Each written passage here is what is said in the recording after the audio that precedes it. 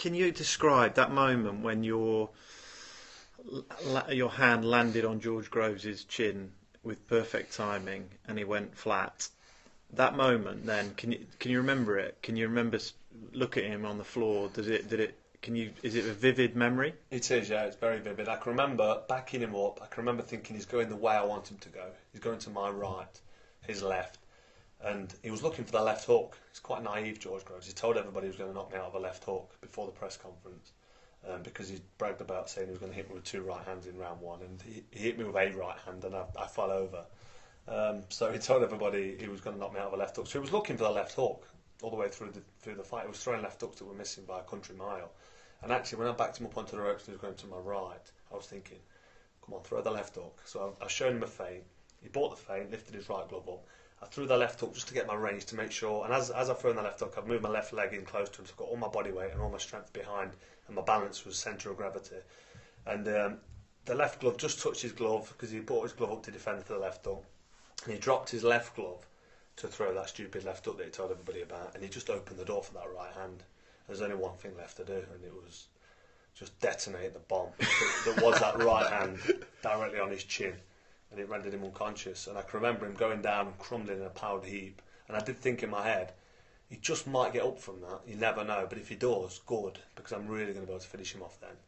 But actually, he didn't get up, and when he got up, he was stumbling and falling all over the place, and the fight was over. But I didn't feel like any weight had been lifted instantly, and I didn't think, you've had that coming to you, and I didn't get a major sense of satisfaction straight away, because I'm still so focused and so much in the zone. I'm still in fight mode, and you can see by the look on my face when I walk back to my corner. I'm sort of snarling, I'm looking back at him on the floor, going back to my neutral corner, ready for him to beat the 8 count, get up on 8 and carry on and box on so I could still finish him. And it wasn't until when I saw the ref wave it off, I raised my hands, my brother jumped in with a "and still" t-shirt on and picked me up. And even then, I still wasn't in celebration mode, because I was so focused and so much in the fight zone, if you like. And I was ready to fight on all night and just keep going and keep trying to get that win that I wanted so badly. So it wasn't until I got back to the changing rooms and relaxed and took my gloves off and my boots off, I had some water, recovered a bit, and I started to do the interviews where I thought, I've done it. I've done what I said I could do, what I knew I could do.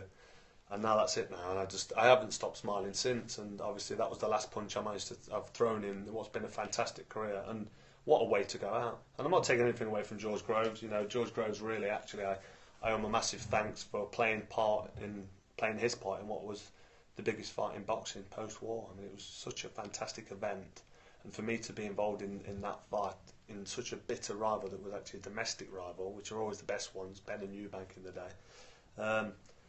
I've got to give him praise for playing such a great part in that, but unfortunately for him, he was on the receiving end of one of my biggest punches. I mean, I've landed that shot. He takes praise and a bit of credit for saying, he said it was the best punch he's ever thrown.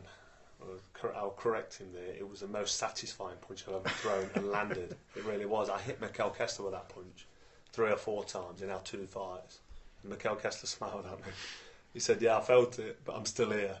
And that's the kind of man Kessler is, and that's what you need to be a world champion and remain a world champion for many years. You need to be able to take a punch, and Groves can't really take the big shots from the big world champions, as you've seen. He's been wobbled a couple of times. Paul Smith wobbled him. I think De Gale hurt him with a couple of shots. I flattened him.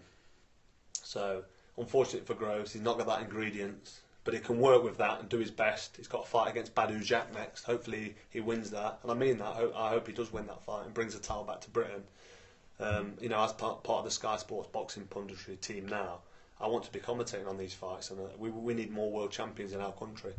It's a fight you can definitely win, but for me, the animosity and the needle and the hate, if you like, which is a strong word, for me is definitely put to bed. There's a piece in the Telegraph at the weekend that says, I've got a lot of respect for George Groves, but I can't stand him. I don't like him as a person, I don't like his personality, there's nothing admirable about him. But as a fighter, I've got to respect him, because he gets in the ring believing he can win. He's confident, and he goes in there and he tries to win. He throws the shots with his fast hands, he's quite a big puncher. But obviously I was too much for him on that night on the rematch, and I'm very happy about it, Job as done. you can see. Yeah, absolutely. Brilliant. Thank you very much. Pleasure.